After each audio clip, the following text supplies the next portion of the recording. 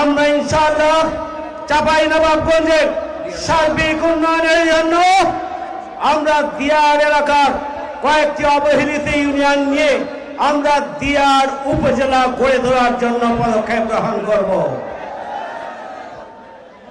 আমরা চাঁপাইনবাবগঞ্জ পৌরসভা সহ আমাদের পুরো চাঁপাইনবাবগঞ্জ জেলার শহরগুলোকে পরিকল্পিত নগরায়নের আওতায় আমরা নিয়ে আসার মধ্য দিয়ে একটি মডেল চাঁপাইনবাবগঞ্জ গড়ে তুলব ইনশাআল্লাহ।